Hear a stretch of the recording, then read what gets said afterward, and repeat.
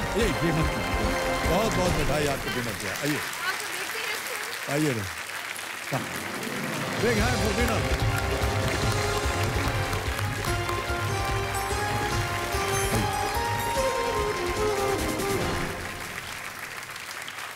तालियां बजती रहें विनर के लिए।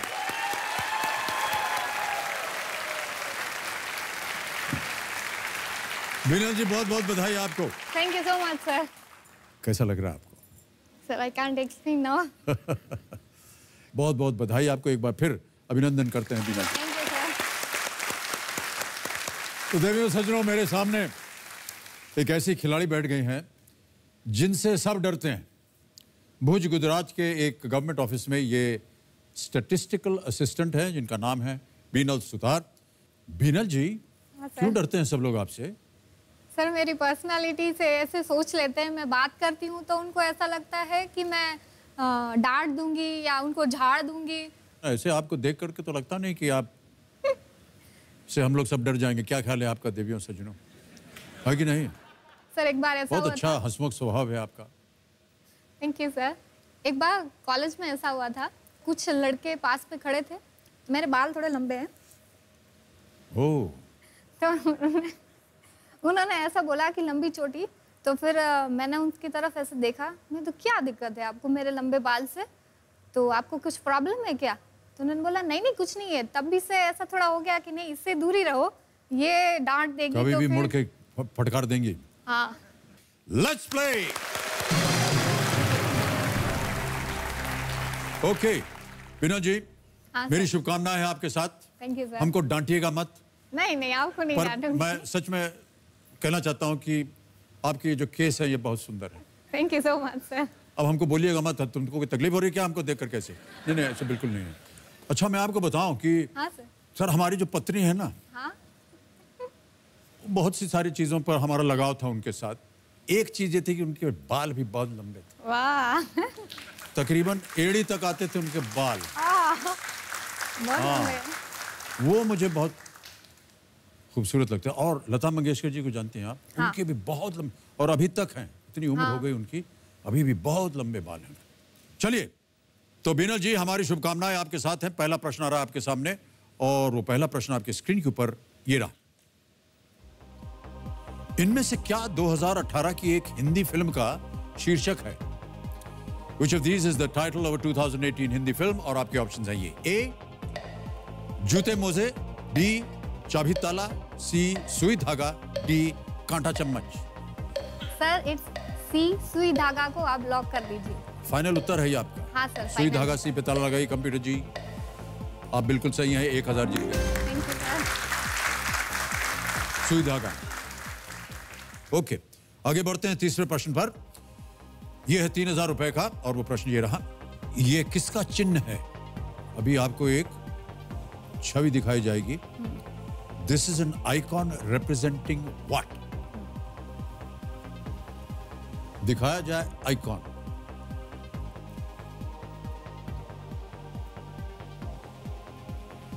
देख लिया? हाँ सर। हंस क्यों रही आप?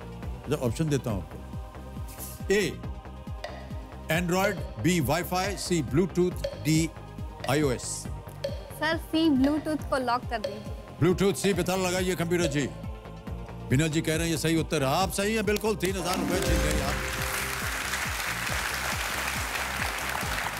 ये है छठा प्रश्न, इसका मूल्य है 20,000 रुपए, और वो आपकी स्क्रीन के ऊपर ये रहा।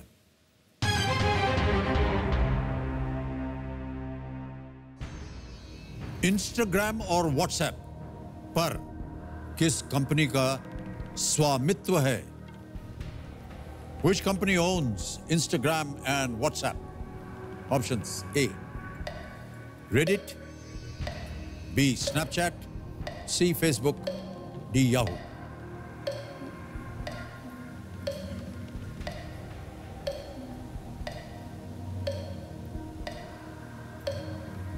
सर इट्स सी फेसबुक के लॉक कर दीजिए आप। फेसबुक श्योर हैं? हाँ सर, फेसबुक पे लॉक बहुत कर सोच समझ कर आपने उत्तर दिया। हाँ सर। फाइनल उत्तर आपका फेसबुक सी। हाँ सर, ताला फेसबुक। लगाइए सी पे कंप्यूटर जी। बिल्कुल सही उत्तर आपका। 6 प्रश्नों का सही उत्तर दे दिया आपने, 20,000 जीत लिया। आगे बढ़ते हैं विनोद जी। 8वां प्रश्न, 80,000 रुपए स्क्रीन के ऊपर ये रहा।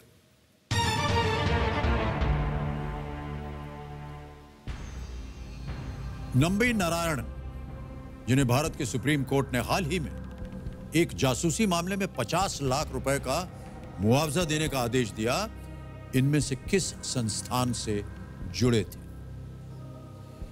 Nambi Narayanan recently awarded a 50 lakh compensation by the Supreme Court on a spying case, was a scientist with which of these organizations?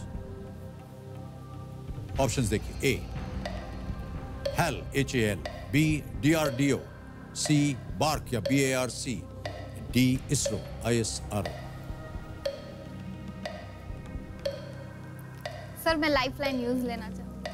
शांत हो जाइए घड़ी बड़ी जी, लाइफलाइन लेंगी? बहुत ही चर्चित बात थी अभी हाल ही हाँ में। सर मैं थोड़ी कंफ्यूज हूँ क्योंकि इसरो का नाम भी सुना है, DRDO का आया था वो। तो कौन सी लाइफलाइन लेंगी आप? मैं 50-50 यूज कर 50-50 करना चाह रही है। ओके कमिरो जी, बिना जी 50-50 लाइफलाइन इस्तेमाल करेंगे, इसे अंकित किया जाए और जो 2 गलत ऑप्शन है उन्हें मिटा दीजिए।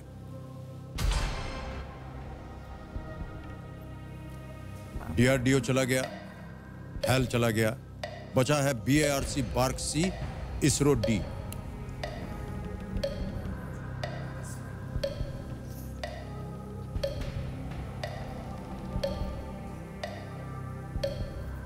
सर मैं और एक लाइफलाइन यूज कर। शांत हो जाए घड़ी बड़ी जी, एक और लाइफलाइन लेंगी। अब ऑडियंस पोल। पहले नहीं मांगा आपने? मुझे लगा 2 ये निकल जाएंगे पर वही रह गए।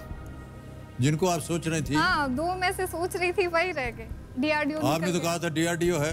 हाँ वो बार्क भी था ना, वो साउथ में है, Bhabha atomic research centre. Audience poll हाँ सर अंकित किया जाए कबीर जी। और ऑडियंस आपकी बारी आ गई, वोटिंग मीटर हाथ में रखिए and your time starts now.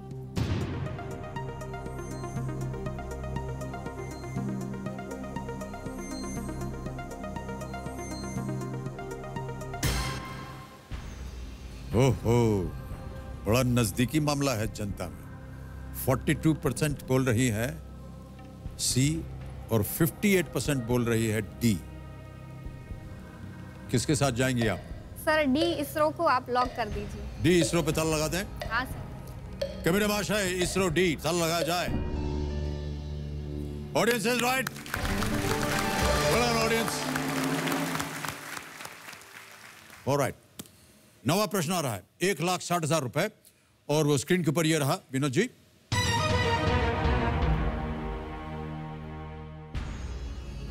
दसवीं शताब्दी में भारत में कौन सा समुदाय आया जिसका स्मरण गुजरात का संजान स्तंभ करता है? द संजान स्तंभ इन Gujarat commemorates the arrival of which community in India in the 10th century? A. Parsis, B. Jews, C. Muslims, या D. Syrian Christians? पारसी, यहूदी, मुस्लिम या सीरियाई ईसाई?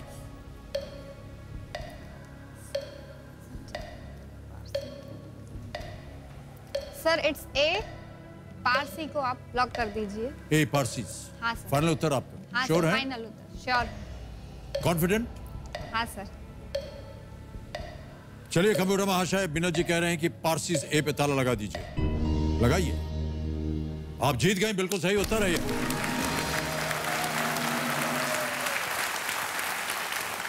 अगला प्रश्न विनोद जी आपको खेल का दूसरा पड़ाव जो है वो पार करवा सकता है और वो प्रश्न आपकी स्क्रीन के ऊपर ये रहा।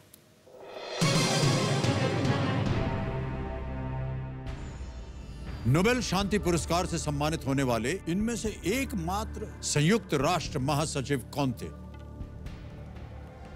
Who is the only one of these UN secretaries general to be awarded the Nobel Peace Prize? Okay? Options देखिए। A. बान की मून, B. कोफी आनंद, C. बुतरुस गाली या D. यूथांट? A. बान की मून, B. कोफी आनंद, C. बुतरुस गाली या D. यूथांट? तुम उनको मिला नहीं, ब्यूट्रोस मैंने सुना नहीं, यूथांट नहीं है, कोफी अन्नान को मिला है। सर बी कोफी अन्नान को आप लॉक कर दीजिए। B Kofi Annan. हाँ सर। श्योर?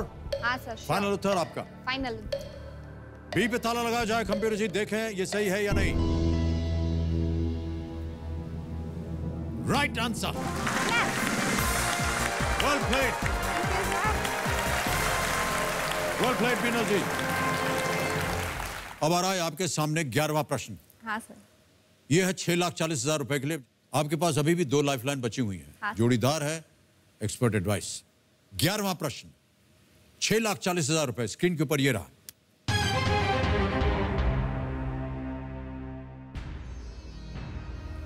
भारतीय गणितज्ञ D.R. काप्रेकर के नाम पर रखे गए इनमें से किस संख्या को काप्रेकर्स कांस्टेंट के नाम से जाना जाता है?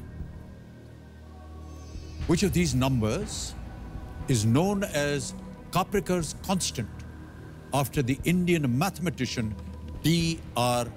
Kaprekar? ऑप्शन सुनिए। A 6174, B 7129, C 6666, D 8675.